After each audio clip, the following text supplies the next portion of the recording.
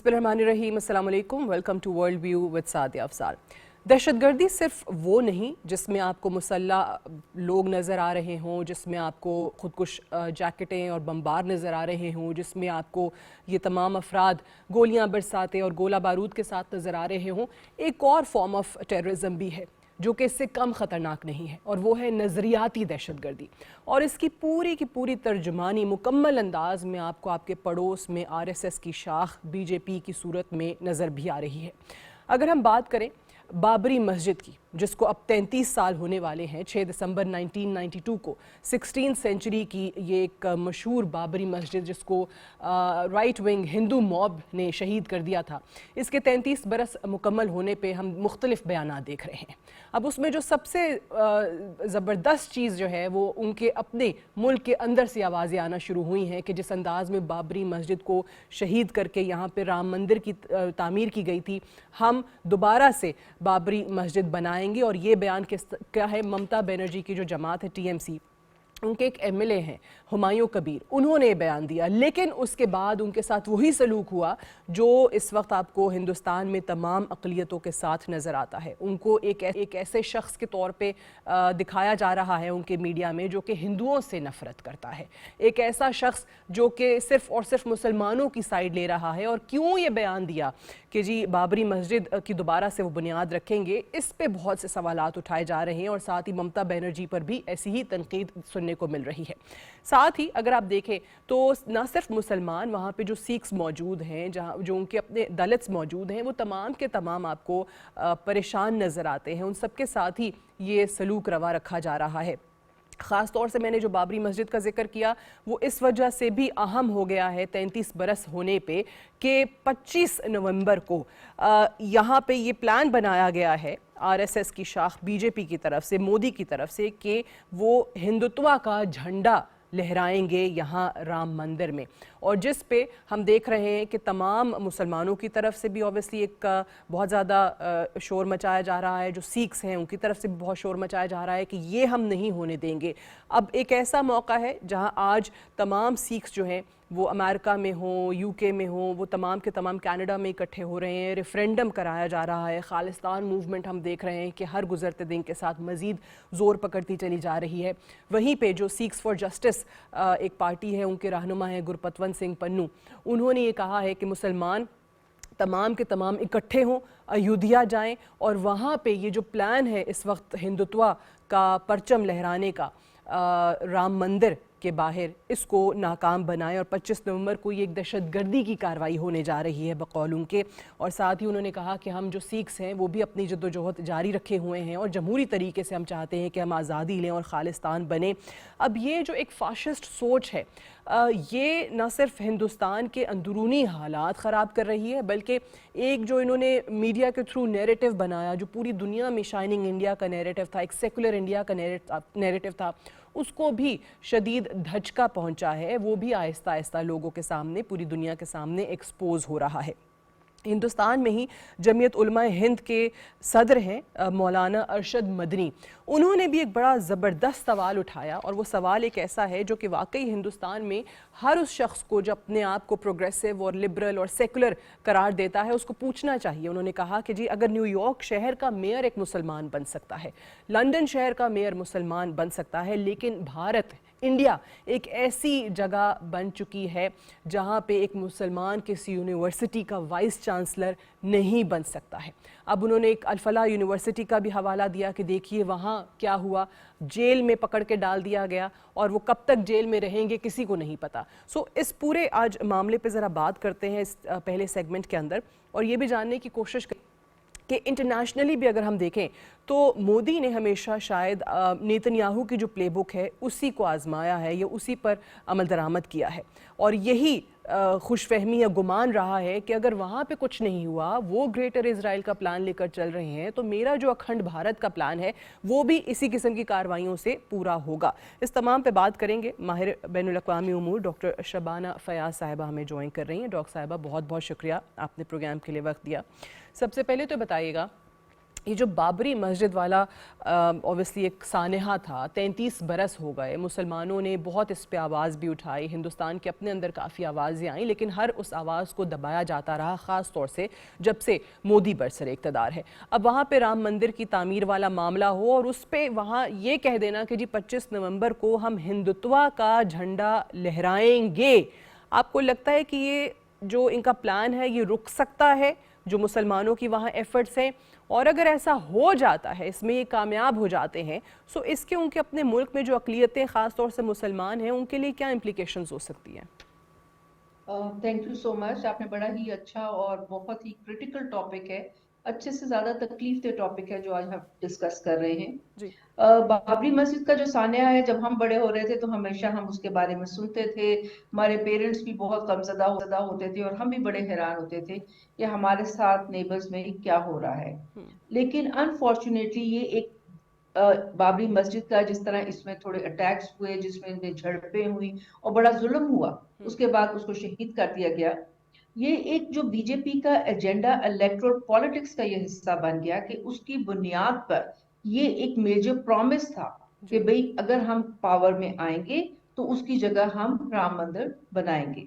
तो ये एक ऐसा, जैसे कि बाबरी मस्जिद एक मुसलमानों के लिए और स्पेसिफिकली इंडियन मुस्लिम्स के लिए एक बहुत ही इम्पोर्टेंट उसकी हैसियत है। इसी तरह जो उन्होंने, जो उनके लीडर्स, पॉलिटिकल लीडर्स बीजेपी के थे, उन्हें नजरियाती तौर पे अपनी यंग जनरेशन को इस तरह मोल्ड किया है कि हिंदुत्व का मतलब है कि India as a pure Hindu state. Hmm. जैसे कि प्योर हिंदू स्टेट और कोई और मजहबी मुल्क होने में मेरे नजदीक अगर फिलोसफिकली बुरी बात नहीं है। बुरी बात यह है कि उसके अंदर माइनॉरिटीज की क्या स्पेस है, माइनॉरिटीज की क्या प्रोटेक्शंस हैं, अकलियतों को क्या राइट्स हैं, उनके ऊपर जुल्म और वो तो नहीं हो रहा, उनके उन्हें दीवार के साथ लगाया तो नहीं जा रहा। अब जब हमने बीजेपी का और दूसरे उससे पहले भी डिफरेंट रजीम्स रही हैं, खा वो कुछ मिक्स गवर्नमेंट्स हो कोalition के साथ, कांग्रेस की या अदर्स, उसमें ये रेगुलर देखा गया है कि जो मुसलमानों की ट्रीटमेंट विद इन इंडिया वो जी। डिटोरिएट हुई है। चाहे कि उनके गोश्त खाने पे हो, गाय का गोश्त खाने पे हो, चाहे उनकी मॉस्क की तामीर और मेंटेनेंस हो, जॉब कोटास हो, और इसी तरह डिफरेंट पे है। तो ये जैसे आपने कहा कि जी वो अब उस पर झंडा लहराएंगे, देखिए आइडियोलॉजिकली तौर पे तो वो सेकंड थर्ड इलेक्शन टर्म में है, जी वो बिल्कुल। इसको लहरा चुके हैं। ये तो एक सिंबल है जो कि वो दोबारा यूज कर रहे हैं religion in politics against the other minorities, क्योंकि इंडिया में अब इस वक्त जो एक इनकम डिस्पैरिटी है और जो पोलराइजेशन है, और मोदी की जो पॉपुलैरिटी ग्राफ वो लो पे है, उन्होंने कुछ ना कुछ तो इस्तेमाल करना है। इसी तरह वो पाकिस्तान का बार बार इशू को इस्तेमाल करते हैं अपने लोगों को गेन करने के लिए। देखो हम पे चढ़ आए हैं, हमें बर्बाद ट्रू। कर रहे हैं, तो हमारा इकट्ठा होना और आपका हमें वोट देना जरूरी है। तो इसको मेरे नजदीक ये एक ज्यादा पॉलिटिकल मसला है जिसको रिलीजियस को पॉलिटिक्स के लिए इस्तेमाल किया गया है। अब जो मुस्लिम्स के एफर्ट्स है, ऑफ कोर्स वो बहुत ही कमेंडेबल है, इनक्रेडिबल है। लेकिन इंडियन मुस्लिम्स जो है वो बहुत वाइब्रेंट है, उनमें बहुत पढ़े लिखे लोग हैं, बहुत कामयाब लोग हैं। बट अनफॉर्चुनेटली उनकी जो स्पेस है, उनकी जो प्रोमिनेंस है, वो उतनी नहीं है जो कि होनी चाहिए। That's true. ये बताइए कि अब जिस तरह मैंने कहा कि ये सिर्फ़ और सिर्फ मुसलमानों का मसला नहीं है, वहाँ पे जो सिख्स हैं, अब खालिस्तान मूवमेंट का वहाँ पे कनाडा के अंदर आज उनका रेफरेंडम भी होने जा रहा है। अब ये हर तरफ से आवाज़ें बढ़ती चली जा रही हैं। हम रिसेंटली देख रहे हैं कि जो बांग्लादेश और इंडिया की ऑब्वियसली क़ुरबतें हुआ करती थी वो उस तरीके से नहीं हैं। डॉक्टर यूनुस के आने के बाद पाकिस्तान के साथ उनके ताल्लुकात बहुत बेहतर हो गए हैं। इंडिया उन्होंने रियलाइज़ कर लिया है कि कैसे बांग्लादेश को इस्तेमाल करता आया है।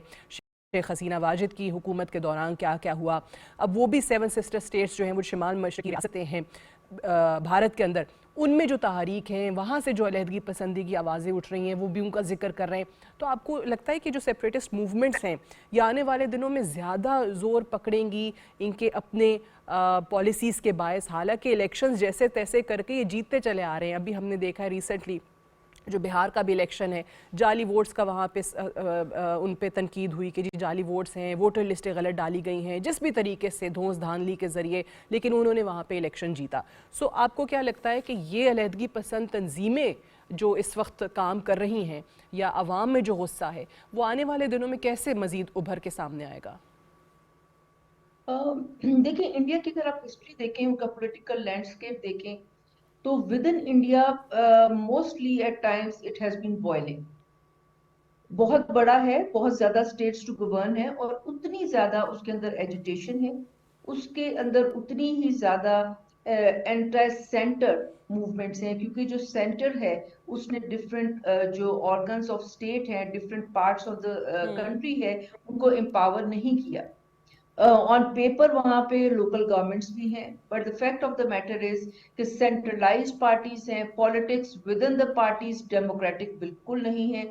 वो ज्यादातर पार्टी इसी तरह हैं जैसे कि इस खत्ते में, हमारे यहाँ भी इस खत्ते में ज्यादातर है कि आप देखें कि एक ही फैमिली डायनेस्टीज हैं। जी। और इसके साथ साथ एक और बड़ी इंटरेस्टिंग है कि जो करप्ट एलिमेंट्स हैं, माफियाज हैं, वो भी अब सारे पॉलिटिक्स का हिस्सा हैं।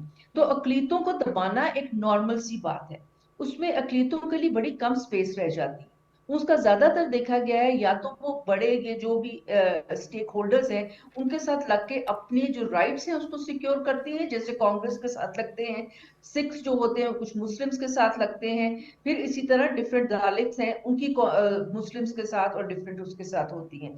और इसमें जो सेपरेटिस्ट मूवमेंट है जो जी। पहले हैं, वो कभी भी अंडर सरफेस से आप कहें कि नहीं रही। हम्म। एक one at a one time अगर इंडिया को देखा जाए तो more than 20, close to 20 hmm. Active separatist movement है। बिल्कुल ठीक अब है। कहीं किसी जगह पे वो ज्यादा है, किसी जगह पे वो थोड़ी अंडरग्राउंड है। तो ये तो थ्रेट हमेशा रहा है। बट इंटरेस्टिंगली हुआ ये है क्योंकि वहां नेपोटिज्म, करप्शन और माफिया बिल्डिंग बहुत ज्यादा है, हम्म। और इसी तरह पॉलिटिकल करप्शन बहुत है। तो जैसे आपने बताया कि बिहार में भी यही कुछ हुआ, तो इस सिलसिले में जब वोट है, जो जो वल्नरेबल होता है वो पैसे लेके बिक जाता है, चाहे तो किस भी माइनॉरिटी का हो। और अनफॉर्चुनेटली ये इतना बड़ी कंट्री जो इंडिया है, जहाँ पे गुर्बत, पोलराइजेशन और डिस्क्रिमिनेशन इतनी ज्यादा है, तो उसका हमेशा से ये चांस ज्यादा रहा है। अच्छा, ये बताइए डॉक्टर साहिबा कि एक हमने पिछले कुछ महीनों से, ख़ास तौर से मई के बाद से और यूएस में प्रेसिडेंट ट्रम्प के आने के बाद से भी बहुत ज़्यादा तब्दीलियां देखी हैं। इंडिया, जिसको हमेशा यूएस अपना स्ट्रेटेजिक पार्टनर कहा करता था, वहाँ से भी थोड़ा सा ऑब्वियसली एक दूरी आई, चाहे वो रशिया से ऑयल ख़रीदने का मामला है, फिर हमने देखा कि उनकी जो ट्रम्प की टेरिफ वॉर है वो भी, उसने भी काम दिखाया। पाकिस्तान और भारत की मई की जंग, उसने उस पर और मज़ीद तेल छिड़का, और प्रेसिडेंट ट्रम्प को या अमेरिका को एट लार्ज ये पता चला कि जनाब, हम शायद जिस घोड़े पे पैसा लगा रहे थे वो तो बिल्कुल ही रेस में सबसे आखिर आया। इस रीजन में हम कहते थे कि जी चाइना को टेक ऑन करने के लिए यही हमारा एक हमारी बेस्ट बेट है। तो यहाँ पे ये जो तमाम इंटरनेशनली सुबकी कह लीजिए इसको, या जो हजीमत उठानी पड़ी है इंडिया को, उसका कितना कोई असर होता है? क्योंकि हम देखते हैं कि जो उनकी अपनी कार्रवाइयाँ हैं, जो अपने मुल्क में जिस किस्म की जो हम अक़लियतों की बात करें या अदरवाइज़, वो उसी की तरह से जारी हैं। बिकॉज उनको शायद ये नज़र आता है कि नेतन्याहू भी है और इसराइल में वो भी एक ग्रेटर इसराइल का ख्वाब लेके बैठा हुआ है, और उस पर जो आलमी अदालतें हैं उन्होंने उनके जो अरेस्ट के वारंट्स हैं वो भी इशू किए हुए हैं, उसको जब कोई नहीं पूछता तो मैं फिर अखंड भारत बनाने के लिए जो मर्जी करता फिरूं, nobody can touch me and I can easily go scot free. ये जो आपने एक अमेरिका का, इंडिया का और इस तरह का पैरेलल ड्रॉ किया है, हम सब जानते हैं कि अमेरिका इंडियन रिलेशनशिप में बहुत डेंट आया है। और जो वॉर इंडिया और पाकिस्तान की 5 डेज वॉर हुई है, उसमें जिस तरह अमेरिकन का मेजर रोल उसमें रहा है, और पाकिस्तान की बेस्ट डिप्लोमेसी और बेस्ट मिलिट्री परफॉर्मेंस रही है, उसमें पाकिस्तान को बड़ी एज मिली है। और उसकी ऑल्सो एक ये बहुत बड़ी वजह है कि अमेरिकन और पाकिस्तानी का जो एक डायलॉग है, स्ट्रेटेजिक डायलॉग है, वो कामयाबी की तरफ गया है। इसके नजदीक ये है कि ऑफ कोर्स चाइना और यूएस की जो कंपटीशन है, लेकिन उसके साथ साथ रशिया और इंडिया की भी, तो उसके उनके जो हालात थे उससे जो प्रेसिडेंट ट्रम्प है वो बहुत काफी पॉइंट्स पे अपसेट रहे हैं। ठीक है। Regarding the Israel India, always of course it is the one of the state जिसने हमेशा इसराइल को सपोर्ट किया है। बिल्कुल। इंडियन आर्मामेंट्स उनसे खरीदे जाते हैं। इंडिया कुछ पार्ट्स, स्मॉलर पार्ट्स उनको सप्लाई करता है। ट्रेनिंग्स अक्सर कंडक्ट होती हैं। पाकिस्तान को both sides as a target तौर पे देखा गया है, और ये मेजर स्टोरीज और हिस्ट्री बताती है कि Israel was always ready to assist India against Pakistan, whether वो उनकी न्यूक्लियर एम्बिशंस हों या कोई और एम्बिशंस हो। तो इस सिलसिले में ये है। बाकी ये है कि जालिम जो होता है तो वो तो उसकी तो कोई एंड नहीं है true. In great power politics में। अब अकलीतों का अगर इंडिया का हिस्सा देखा जाए तो जो आउटसाइड, अनफॉर्चुनेटली इंडिया अब वो कंट्री है जो कि मैं फील करती हूँ जो with in south Asia most isolated है, ठीक है। Outside south Asia most integrated है। चाहे वो ईस्ट एशिया में हो, चाहे वो लेटिन अमेरिका में हो, चाहे वो अफ्रीका में हो, वो डिप्लोमेटिकली बहुत वाइब्रेंट है। लेकिन विद इन साउथ एशिया वो बहुत वीक है, और उसकी एक वजह चाइना की इंग्रेस है, दूसरी वजह इंडिया का अपना बिग बैड बिहेवियर है जो होना चाहिए। जो बिग स्टेट होता है उसका होता है कि you should have a big heart. तो अनफॉर्चुनेटली इंडिया का अभी हम तक ये नहीं देख रहे। लेकिन इंडिया में अभी भी इतने सीजन लोग हैं, इतने वाइज लोग हैं, इतने फिलेंथ्रोपिस्ट हैं जो इररिस्पेक्टिव ऑफ रिलीजियस बाउंड्रीज और अदरवाइज वो पाकिस्तान से और दूसरे मुस्लिम से विद इन माइनॉरिटी से बहुत अच्छे ताल्लुकात चाहते हैं, जैसे कि आपने खुद ऐसे लोगों का नाम लिया। तो मेरा ख्याल हमें ये सोचना चाहिए कि हम फ्यूचर को कैसे लेके चलते हैं। बिल्कुल तो सही। इसमें ये कहना कि जी हेट का जवाब हेट हो, तो उससे बेहतर है कि कोई किसी तरह को रास्ता निकाला जाए कि कंस्ट्रक्टिव डायलॉग हो जिससे हमारा जो रीजन है वो पीसफुल हो। वो पीसफुल हो, right. Doctor Shabana Fayaz, thank you very much for joining us on world view. Will take break here, stay tuned.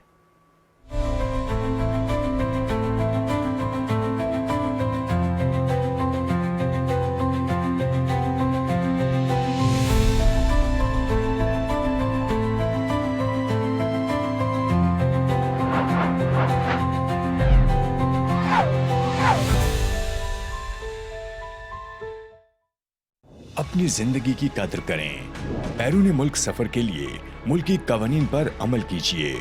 याद रखें, जाली दस्तावेजात, डंकी यानी गैर कानूनी तरीके से बैरून मुल्क सफर करना न सिर्फ मुस्तकबिल बल्कि जिंदगी के लिए भी खतरा है। गैर कानूनी एजेंट्स को कानून की गिरफ्त में लाने की मुहिम का आगाज कर दिया गया है। Prevention of smuggling of immigrants act 2018 के तहत गैर कानूनी स्मगलिंग में मुलविस एजेंट्स और अफराद को 3 ta 5 साल कैद और 10 लाख जुर्माने की सजा दी जाएगी। वालिदैन अपने बच्चों पर नजर रखें और उन्हें किसी इंसानी स्मगलर के चकमे में न आने दें। आए जिम्मेदार शहरी बने, कानूनी दस्तावेजात के मुताबिक सफर करें।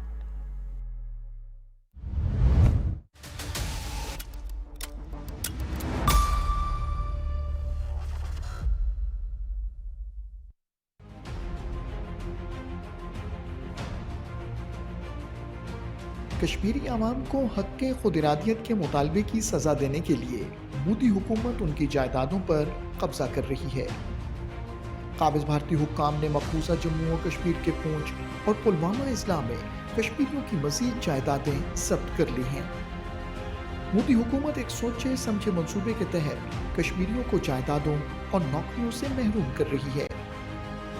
कश्मीरियों की जायदादों पर गैर कानूनी कब्जा रियासत जम्मू और कश्मीर में मुसलमानों की अक्सरियत को अकलियत में तब्दील करने के घिनौने मंसूबे का हिस्सा है। कश्मीरियों को भारतीय मजालिम से बचाने के लिए आलमी बरादरी को अमली इक़दाम करना होंगे।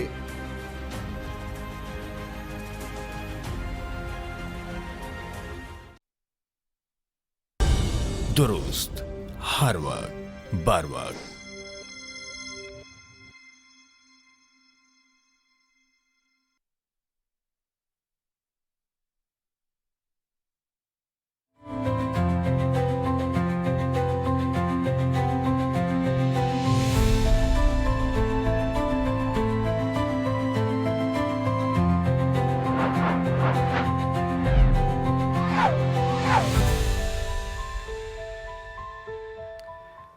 Welcome back to world view with Sadia Afzal. World view में जहां हम पूरी दुनिया के मुख्तलिफ इंसिडेंट्स की और इवेंट्स की बात कर रहे होते हैं, तो आपको बताते चलें कि जी आज पाकिस्तान में बाई इलेक्शंस हुए हैं जो कि कौमी असम्बली के 6 और सूबाई असम्बली के 7 हलकों पर ये जो मरहला था ज़िमनी इंतखाबात का, ये मुकम्मल हो गया है।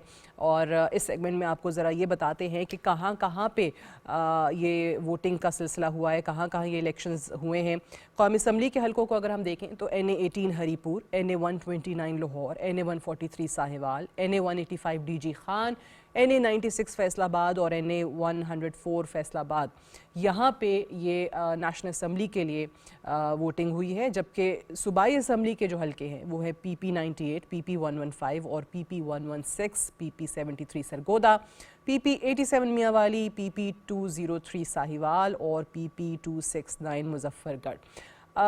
क्या सूरत हाल रही है और अभी तक जो नताइज ऑब्वियसली गैर हतमी और गैर सरकारी हैं वो आप तक पहुंचाएंगे, लेकिन जो कॉरेस्पॉन्डेंट्स हैं हमारे यहाँ पे इनसे बात करेंगे। सबसे पहले रुख करते हैं हरीपुर का, जहाँ हमारे कॉरेस्पॉन्डेंट हसन रियाज मौजूद हैं। हसन, आप बताइएगा क्या सूरत हाल रही आज ये बाई इलेक्शन की और किस तरीके से वोटिंग चलती रही? अभी तक के जो ऑब्वियसली अनऑफिशियल रिजल्ट्स आए हैं वो क्या इत्तलात हैं आपके पास उनकी? हरीपुर में मजबूत तौर पर पुरअमन माहौल में आपका इनकाद हुआ है। स्कूल के इदारों ने बेहतरीन तरीके से अपने फैसले अंजाम दिए और किसी किस्म का नाखुशगवार वाकया सामने नहीं आया और ना ही किसी पोलिंग स्टेशन से कोई लड़ाई की इतला मौजूद हुई है। मजबूत तौर पर एक खुशगवार माहौल में पोलिंग अमले ने भी ताउन किया है, अवाम ने भी कितारें बनाकर वोटिंग में हिस्सा लिया और नज़्म ज़ब्त का मुजाहरा किया। मजबूत तौर पर बिल्कुल एक पुरअमन और खुशगवार माहौल था और किसी किस्म का कोई नाखुशगवार वाकया ना था और ना ही कोई और जो है लड़ाई झगड़े की इतला मिली। अब तक के जो नताइज आए हैं तकरीबन 130 से नताइज सामने आ चुके हैं, जिसमें आज़ाद उम्मीदवार को बरतरी हासिल है। आज़ाद उम्मीदवार शहरियार नाज उमर योग को बरतरी हासिल है। उम्मीदवार बाबर नवाज खान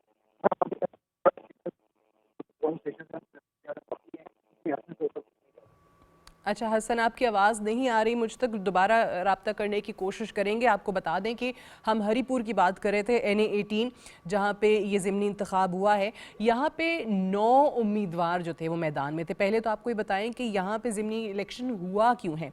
आपको सबको मालूम है कि जी PTI के जो उमर अयूब थे उनको क्योंकि 9 मई के केस में सज़ा हुई और उनकी नाअहली हुई तो उनके बाद ये सीट खाली हो गई थी, लिहाजा ऑब्वियसली यहाँ पे ज़िमनी इलेक्शन हुआ है।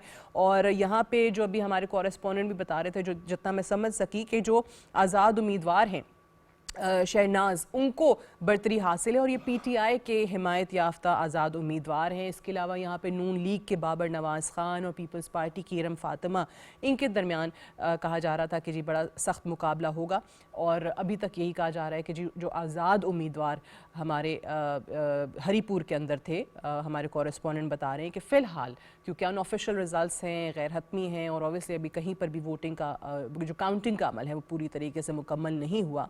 सो जो इब्तदाई इत्तलात हैं उनके मुताबिक ये सूरत हाल इस वक्त बनती है। इसके अलावा जैसे मैंने आपको कहा कि और भी शहर हैं, जैसे फैसलाबाद की अगर हम बात करें तो उसका हल्का NA 96 है जिसमें 16 उम्मीदवारों ने हिस्सा लिया है और यहाँ पे नून लीग के तलाल बदर चौधरी का मुकाबला आज़ाद उम्मीदवारों से हुआ है। अब ये जो नशिस्त है यहाँ पे क्यों हुआ है ज़िमनी इलेक्शन, ये PTI के राय हैदर अली खरल की नाअहली पर खाली हुई थी। हमने देखा है कि पिछले दिनों ऑब्वियसली 9 मई एक ऐसा सानहा था जिस पर पूरी कौम का मुतालबा यही था कि जो भी कल्प्रिट्स हैं, जो भी मुजरिम हैं, जिन्होंने भी ये 9 मई किया है उनको सज़ाएं होनी चाहिए, चाहे उनकी सियासी पुष्टपनाही ही क्यों ना हो। अब उसमें ऑब्वियसली ये एक ऐसा इंसिडेंट था जिसकी तमाम फुटेज मौजूद थी, जिसके तमाम शवाहिद जो हैं वो सबके सामने थे और ये मामला अदालतों में चल रहा था। लिहाजा जो इसमें इन्वॉल्व पाया गया उसके ऊपर ऑब्वियसली कार्रवाई हुई और ये अब सिलसिला हम देख रहे हैं उन खाली नशिस्तों पर जो ज़िमनी इंतखाब हो रहा है। लाहौर का रुख करते हैं, राना इफ्तिखार वहाँ पे हमारे साथ मौजूद हैं। अस्सलाम वालेकुम, आप बताइएगा लाहौर में कहाँ कहाँ पे ज़िमनी इलेक्शन हुआ है? राना इफ्तिखार साहब, आपको आवाज़ आ रही है? जी आ रही है आवाज़। जी, आप बताइए लाहौर में कहाँ पे ज़िमनी इलेक्शन हुआ है और क्यों हुआ है? ये अगर नशिस्त खाली हुई तो कैसे हुई? जी, लाहौर में NA-129 हल्का है। ये मुल्तान रोड पे सोडीवाल है, समनाबाद है और बाबू सबू, इस तरह ये आबादियां हैं। यहाँ पे मियां मोहम्मद अजहर थे जो साबिक गवर्नर भी हैं, वो 2024 के इलेक्शन में आज़ाद हैसियत से इलेक्शन में उन्होंने विन किया था। तो उस वक्त ये तकरीबन 40% जो टर्नआउट था, तो इसमें जो मुस्लिम लीग नून के थे वो हाफिज नुमान साहब थे, उन्होंने 71,000 जो वोट वो हासिल किए थे। मियां अजहर की जब डेथ होगी तो उसके बाद ये नशिस्त खाली हो गई थी, जिसकी वजह से यहाँ पे ज़िमनी इलेक्शन हुआ। और आज जो है, आज इलेक्शन सुबह 8 बजे शुरू हुआ और तकरीबन 5 बजे तक ये बिला तातुल अमल जारी रहा। यहाँ पे जो रजिस्टर्ड वोटर थे तो वो तकरीबन 5,58,000 थे, जिसमें से 2,89,000 है वो मर्दों के थे, जबकि 2,69,000 खवातीन के थे। इसलिए यहाँ पे जो पोलिंग स्टेशन थे वो 334 बनाए गए थे, जिसमें से 133 मर्दों के थे और 131 खवातीन के थे, जबकि 70 ऐसे पोलिंग स्टेशन थे जहाँ पे मुश्तरका तौर पे थे खवातीन और मर्दों के थे। अगर हम सिक्योरिटी की बात करें तो जो पुलिस है वो बहुत अच्छे सिक्योरिटी के अमन अमान के लिए इंतजाम किए गए थे। तकरीबन 5,000 एहलकार और अफसरान यहाँ तैनात किए गए थे जो लाहौर की पुलिस है उसकी जानिब से, ताकि अमन अमान की कोई भी ऐसी सूरत हाल पैदा ना हो। जो ओवरऑल इलेक्शन का प्रोसेस है वो बड़ा पुरअमन रहा, लेकिन जो टर्न आउट है वो ज़रा कम था एज कम्पेयर टू जो 2024 का इलेक्शन हुआ है। जी अच्छा, उसके मुकाबले में कम। ये कहा जाता है कि ऑब्वियसली ज़िमनी इलेक्शन जब भी हो तो उसमें उतना टर्न आउट नहीं होता जितना जनरल इलेक्शन में होता है। ये बताइए कि अभी तक के जो रिजल्ट्स हैं, जो प्रोग्रेसिव रिजल्ट्स हैं आपके पास, वो क्या है इस हल्के के? जी, अभी तो रिजल्ट्स आ रहे हैं। जो लास्ट इलेक्शन 2024 का हुआ था, मैं थोड़ा सा इस हल्के का बैकग्राउंड बता दूं कि जब ये 2013 में ये हल्का था 127 था, लेकिन जब बाद में फिर हल्का बंदियों में तब्दीली हुई तो ये 129 बन गया। उस वक्त यहाँ से जो इस वक्त वज़ीर आज़म मोहम्मद शहबाज की, वो भी इसी हल्के से जीत चुके हैं। इसको मुस्लिम लीग नून का गढ़ कहा जाता है, ये जो एरिया है। लेकिन जब 2024 का इलेक्शन हुआ तो उसमें यहाँ से जो आज़ाद उम्मीदवार थे, साबिक गवर्नर थे मियां मोहम्मद अजहर, उन्होंने इस इलेक्शन को विन किया था और उन्होंने तकरीबन 1,03,000 वोट हासिल किए। जबकि जो मुस्लिम लीग नून के थे ये हाफिज मोहम्मद नुमान साहब, इन्होंने 71,000 लिए थे। इस वक्त जो है मुस्लिम लीग नून के कैंडिडेट हैं वो है हाफिज नुमान, वही जो 2024 के आम इंतखाबात में कैंडिडेट थे, वही इसमें भी उन्होंने हिस्सा लिया। जबकि आज़ाद उम्मीदवार हैं चौधरी अरसलान और एक और आज़ाद उम्मीदवार बजाज नियाजी, जबकि इसके अलावा ओवरऑल 17 जो कैंडिडेट हैं वो इसमें हिस्सा ले रहे हैं। तो इसमें अभी तक जो हमने सारा दिन कवरेज की उसमें ये था कि ज़्यादा जो हमने जोर शोर देखा वो तो नून लीग के कैंपों में था, कि बाकी तो हमें वो भी नज़र नहीं आए कि क्योंकि जहाँ भी पोलिंग स्टेशन होते हैं वहाँ उसके आउटसाइड पे पोलिंग कैंप बनाए जाते हैं ताकि वोटर को गाइड किया जाए। उसमें जो मुस्लिम लीग नून के कैंडिडेट के कैंप्स थे वहाँ तो काफ़ी रश था, लोग थे, लेकिन बाकी जो उम्मीदवार थे कुछ जगह उनके कैंप नजर, लेकिन ओवरऑल उनके कैंप भी बहुत कम नजर आए। और जो नून लीग के कैंडिडेट थे वो भी बहुत पुरुम्मीद थे। वो कह रहे थे कि इस दफ़ा भी उम्मीद है कि तकरीबन 40% ही टर्न आउट रहने की उम्मीद है, और वो तो अपनी कामयाबी के दावे कर रहे थे। अभी जो रिजल्ट आ रहे हैं वो भी उनकी फेवर है, लेकिन जो ओवरऑल अभी कुछ देर में रिजल्ट कंपाइल होगा तो फिर ये बिल्कुल सही है। सो ऑब्वियसली आपसे उस वक्त रब्ता कर लिया जाएगा। Thank you very much. जिस तरह इन्होंने कहा कि यहाँ पे इलेक्शन हुआ है, मियां मोहम्मद अज़हर वफ़ात के बाद ये नशिस्त खाली हुई। अब फैसलाबाद का रुख करते हैं, और फैसलाबाद का जैसे मैं आपको बता रही थी कि ये जो हल्का है NA-96, इसमें 16 उम्मीदवार हिस्सा ले रहे हैं। अब एक तरफ PMLN के उम्मीदवार हैं तलाल बदर, और उनका मुकाबला आज़ाद उम्मीदवारों से है। ये भी एक बड़ी इस बार हमें चीज़ नज़र आ रही कि आज़ाद उम्मीदवार जो हैं वो बहुत बड़ी तादाद में, हालांकि जनरल इलेक्शन नहीं है, ज़िमनी इलेक्शन है, बट उसके बावजूद बाई इलेक्शन में आज़ाद उम्मीदवारों ने बहुत हिस्सा लिया है। अब ये जो नशिस्त है ये अगेन PTI के जो राय हैदर अली खरल हैं उनकी नाहली पे खाली हुई थी। सो इसी पे ज़रा बात कर लेते हैं। हाफिज़ अली आबिद फैसलाबाद से हमारे साथ मौजूद हैं। अस्सलाम वालेकुम। जी वालेकुम सलाम। आप क्या बता सकते हैं हमें इस हल्के के ज़िमनी इलेक्शन के बारे में? आपके पास कोई रिजल्ट्स आए हों, और क्या यहाँ पे एक्सपेक्टेशंस थी, किस उम्मीदवार के जीतने की खबरें थीं? अच्छा, ये जो हल्का NA-96 है जी, ये जनावाला का इलाका है, फैसलाबाद की तहसील है और बहुत बड़ी तहसील है। इसमें ये तवक्को की जा रही थी कि जो एक जनरल परसेप्शन थी ना, वो ये थी कि बड़ा नेक टू नेक मुकाबला होना है बिलाल बदर चौधरी का और नवाब शेर वसीर, जो पिछली मर्तबा नून लीग के उम्मीदवार थे 2024 में। तो चूंकि वो अब मद्दे मुकाबिल आ गए हैं, तो बड़ा नेक टू नेक मुकाबला होगा। लेकिन अभी तक जो हमारे पास गैर हतमी गैर सरकारी नताइज आए हैं 25 पोलिंग स्टेशन के NA96 से, उसमें बिलाल बदर चौधरी 5376 वोट उनके हैं और नवाब शेर वसीर के 1366 हैं।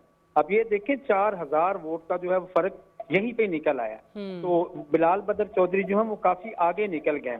वो जो एक्सपेक्टेशन थी वो नहीं अब पूरी हुई। अब तो बिलाल बदर चौधरी जो है वो आगे निकलते जा रहे हैं, बड़ी तेजी से रिजल्ट आ रहे हैं और सारे रिजल्ट जो है वो मुस्लिम लीग नून के उम्मीदवार बिलाल बदर चौधरी उनमें जो है वो वाज़े बरतरी ले। इससे पहले जैसे जो नशिस्त खाली हुई वो भी जरा बता दीजिएगा कि वो क्या कहानी है, यहाँ पे अगर ज़मीनी इलेक्शन हुआ है तो क्यों हुआ है, वो उसकी जरा तफसील बताइए। मैं बताता हूँ। राय हैदर खरल जो है वो PTI के उम्मीदवार थे और वो जीते थे यहाँ से।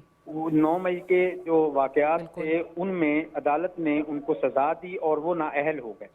तो उसके बाद जो है ये सीट खाली हुई थी और यहाँ पर नो डाउट मुस्लिम लीग नून के जो उम्मीदवार हैं बिलाल बदर चौधरी, उन्होंने बहुत मेहनत करी।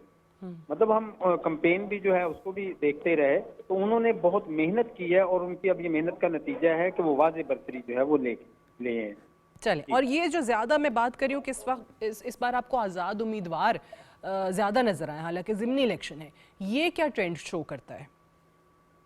जी यही था कि मुस्लिम लीग नून जो है वो पूरी तैयारी के साथ इस मैदान में ज़िमनी इंतखाब में उतरी थी। तो चूंकि जमहूरियत है, हर बंदे को हक हासिल है कि वो इलेक्शन लड़ सकता है।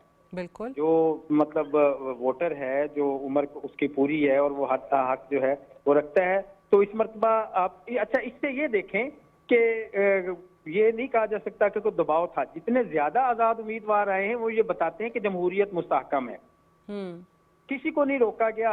और हमने खुद देखा कैंपेन में भी और आज भी अल्हम्दुलिल्लाह जो 5 हल्के हमारे फैसलाबाद थे, कोई एक नाखुशगवार वाकया भी नहीं हुआ। ठीक है, बड़ी पुरअमन जो है वो पोलिंग रही, कोई किसी ने किसी को नहीं रोका, हर एक ने अपना हक अदा जो है वो हक के रायदही जो है वो निभाया है। और आजाद उम्मीदवारों को भी हर कोई अपनी अपनी कैंपेन कर रहा था। बिल्कुल। जहां हमने NA96 में देखा कि जो आजाद उम्मीदवार हैं वो ये ज्यादा नवाब शेर वसीर थे जो जिन्होंने वो ज्यादा मेहनत सही है। यानी ये आप बहुत शुक्रिया हाफिज अली बदर। ये भी यहाँ पे बहुत ज़्यादा ज़रूरी है बात बताना कि ये जो बहुत आवाम के अंदर मायूसी क्रिएट करने की पिछले कुछ अरसे में कोशिश की जाती रही कि आवाम जो है वो सियासत में शामिल नहीं होना चाहती है, इलेक्टोरल प्रोसेस पर उनका भरोसा नहीं रहा। आज़ाद उम्मीदवारों की तरफ से भी इतनी बड़ी तादाद में आना, हिस्सा लेना इलेक्शंस में, साबित करता है कि ये जो जमहूरी कदरें हैं उन पे एतमाद आज भी बाकी है। इनफैक्ट ज़्यादा लोग जो हैं ज़िमनी इलेक्शंस में आपको बढ़ चढ़ के इस वक्त हिस्सा लेते हुए नज़र आ रहे हैं। DG खान का रुख करते हैं, ज़हूर कुरैशी वहाँ पे हमारे कॉरेस्पॉन्डेंट हमारे साथ हैं। अस्सलाम वालेकुम। वालेकुम सलाम। आप क्या बताएंगे हमें NA185 डेरा गाजी खान में, जहाँ पे हमने देखा है कि जी 8 उम्मीदवार मैदान में रहे हैं, कौन कौन से इंपॉर्टेंट शख्सियात थी यहाँ पे जो इलेक्शन कंटेस्ट कर रही थी और अभी तक के प्रोग्रेसिव रिजल्ट्स आपके पास क्या हैं? जी आज डेरा गाजी खान NA185 पे पुरअमन तरीके से यहाँ इलेक्शन जो है ना अपने इख्तिताम पर पहुंचा। 5 बजे जैसे ही 5 बजे है तो पोलिंग का अमल जो है ना बंद कर दिया गया। तो अब तक जो सूरत हाल है 44 पोलिंग स्टेशनों का जो रिजल्ट हमारे पास आया है वो उसमें पाकिस्तान मुस्लिम लीग नून के सरदार महमूद खान लगारी 18,936 वोट लेकर आगे हैं। पाकिस्तान पीपल्स पार्टी के सरदार दोस्त मोहम्मद खोसा 7,823 वोट लेकर पीछे हैं। तो इस हिसाब में अगर टर्नआउट देखा जाए पहले की निस्बत बहुत कम रहा है और पुरअमन तरीके से इंतजामिया ने भी जो है डेरा गाजी खान की फिजा को बरकरार रखने के लिए अच्छे इंतजाम किए गए थे। जी अच्छा, यहाँ पे ज़िमनी इलेक्शन की जो वजह है वो भी ज़रा आवाम को बता दें, क्योंकि ये बताना बड़ा ज़रूरी है। हम देखते हैं कि या तो कोई मेंबर कौमी असम्बली या सूबाई असम्बली अपनी नशिस्त छोड़ दे, इस्तीफ़ा दे दे, नाअहल हो जाए या किसी की डेथ हो जाए, जिस तरह हुआ भी है एक हल्के के अंदर यहाँ पे मियाँ मोहम्मद अजहर वाली नशिस्त के ऊपर। तो यहाँ ज़िमनी इलेक्शन क्यों हो रहा है? यहाँ तहरीक इंसाफ की जो मैडम जरदाद गुल थी वो नाहल हो चुकी थी इस सीट से, जिसकी वजह से ये इलेक्शन NA 185 पे जो ये आज इलेक्शन हुआ है। बिल्कुल सही, और ये हम बता भी रहे थे, बहुत शुक्रिया ज़हूर कुरैशी, हम अपने ऑडियंस को पहले बता भी रहे थे कि हमने देखा है कि 9 में एक जो सानहा था उसमें बहुत ज़्यादा लोगों की इन्वॉल्वमेंट एक ख़ास सियासी जमात की तरफ से, पाकिस्तान तहरीक इंसाफ की तरफ से लोगों के सामने आई, जो कि ऑन रिकॉर्ड था। ऐसा नहीं था कि इल्ज़ाम लगा और फिर सज़ा सुना दी गई। बहुत लोगों की फुटेजेस मौजूद थी, वीडियोज़ मौजूद थी, ऑडियोज़ मौजूद थी, और यहाँ पर जो फिर सज़ाएँ हुई तो सज़ा हो जाए तो ऐसा शख्स ना तो सूबाई असम्बली का मेंबर रह सकता है और ना ही कौमी असम्बली का कन्विक्शन के बाद। सो यही मामला हमें इसमें नज़र भी आया, और बहुत ज़्यादा ज़िमनी इलेक्शन उन हलकों के अंदर हुआ है जहाँ पे पाकिस्तान तहरीक इंसाफ के उम्मीदवार नाअहल हुए थे। DG खान की आपने सूरत हाल देखी, फैसलाबाद में क्या कुछ हुआ है वो आपने देखा, लाहौर के अंदर क्या हुआ ज़िमनी इलेक्शन में, हरीपुर में, ये हमने आपको अभी तक बताया है। एक चीज़ ज़रूर जहन में रखिए कि हमेशा ज़िमनी इलेक्शन में उतना टर्न आउट नहीं होता जितना जनरल इलेक्शन में होता है, लेकिन उसके बावजूद भी आवाम का इतनी बड़ी तादाद के अंदर बाहर आना, ये जो पूरा एक सियासी अमल है, इलेक्टोरल अमल है, उस पर उनका एतमाद ज़ाहिर करता है। और ये भी कि जी एक ख़ास जमात की तरफ से बार बार सियासी प्रोसेस के बॉयकॉट का जिक्र किया जाता रहा, और आवाम का निकलना इस चीज़ की इंडिकेशन है कि अवाम उस तरफ कान नहीं धर रहे हैं। अवाम अब इस सियासी प्रोसेस का, इलेक्टोरल प्रोसेस का हिस्सा बनना चाहते हैं। सो ये अच्छा टर्न आउट रहा अगेन, गिवन कि ये ज़िमनी इलेक्शंस थे। और अभी हमें बता भी रहे थे कि एक हम देख रहे हैं कि जी हरीपुर में जो पाकिस्तान तहरीक इंसाफ के हिमायत याफ्ता आज़ाद उम्मीदवार हैं वो आगे हैं, और बाकी जो फैसलाबाद का हलका है, जो लाहौर में है, डेरा गाजी खान में है, वहाँ पे अभी तक आपको मुस्लिम लीग नून के उम्मीदवार आगे नज़र आ रहे हैं। Again these are unofficial results, progressive results हैं, तमाम पोलिंग स्टेशंस के रिजल्ट्स ये नहीं हैं, और मज़ीद जैसे ऑफिशियल रिजल्ट्स आएंगे वो भी आपके सामने आ जाएंगे। एक ब्रेक लेते हैं, ब्रेक से वापस आते हैं, प्रोग्राम जारी रहेगा, स्टे ट्यून्ड।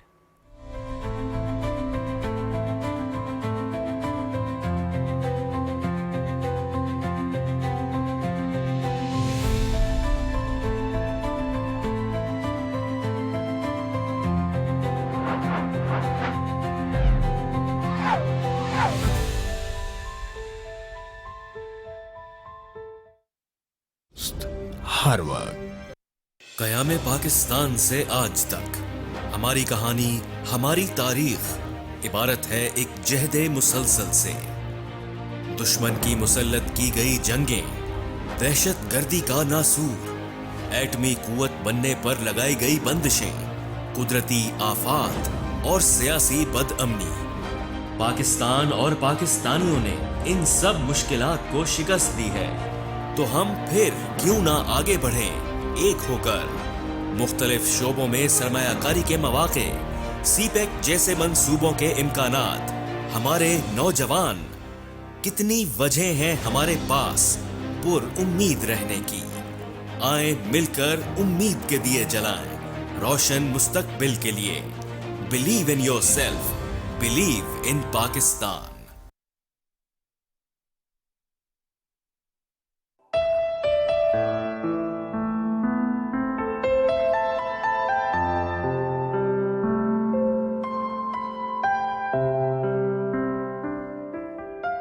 शौक तेरा अगर न हो मेरी नमाज का इमाम, मेरा कयाम भी हिजाब, मेरा सुजूद भी हिजाब।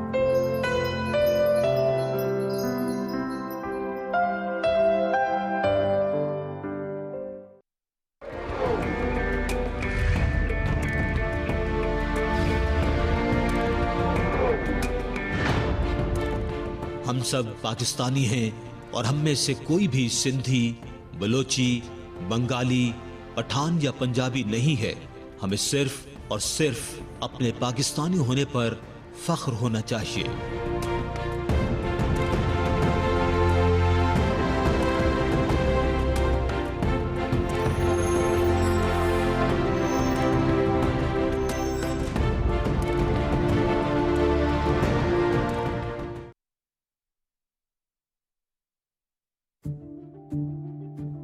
सच क्या है और फरेब क्या। सच जानने का हक आपका भी है और मेरा भी। क्या कर रहे हैं हम सच के साथ इंसाफ?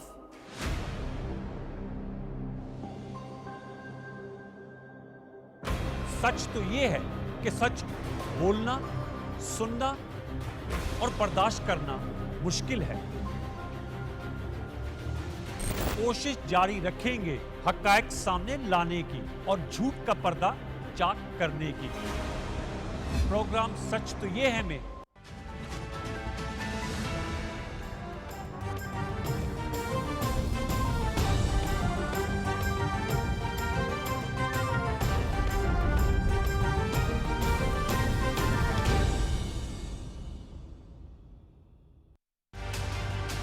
इनफरादी नहीं, इज्तमाई काविश ही कौम को कामयाबी से हमकनार करती है। इससे पहले कि पोलियो हमारे बच्चों को उम्र भर के लिए माजूर बना दे, इन्हें पोलियो के कतरे जरूर पिलवाएं। महकमा सेहत की टीमों से ताउन करते हुए जिम्मेदार शहरी होने का सबूत दें।